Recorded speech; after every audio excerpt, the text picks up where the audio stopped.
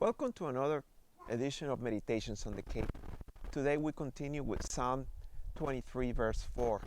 Yeah, though I walk through the valley of shadow of death, I will fear no evil, for you are with me.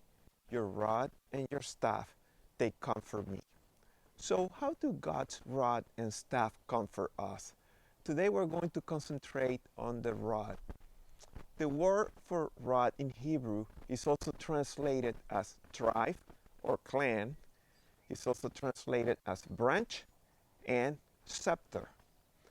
So tribe or clan, it talks about kinship, a relationship with God. But we're not distant relatives. We are his children, the apple of his eye. Number two, branch. Jesus talks about him being the vine and we are the branches. And the same living substance and sap that flows through the vine goes to the branches. So God is feeding each one of us in a very close and intimate relationship with great things. With good things, he satisfies our mouth. And lastly, the scepter, the sign of authority. We are under his jurisdiction.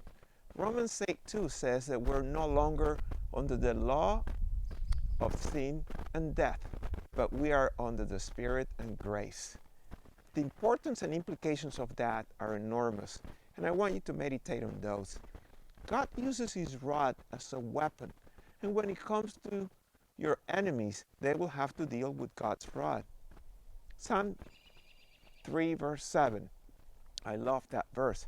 It says, "Arise, O Lord, strike my enemies on the jaw, break the teeth of the wicked." And the next verse says, "From the Lord comes deliverance. May his blessings fall on his people." God will give you deliverance every single time. It's not circumstances, your attributes, or achievements in life. Trust God and you will see that.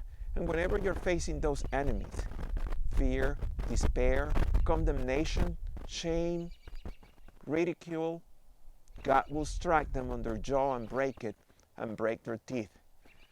An enemy with a broken jaw cannot speak, and an enemy with broken teeth cannot bite. So rejoice in that. And whenever you face these difficult circumstances, remember, God has overcome the world. Tomorrow we will talk about God's staff. Until then, God bless and see you then.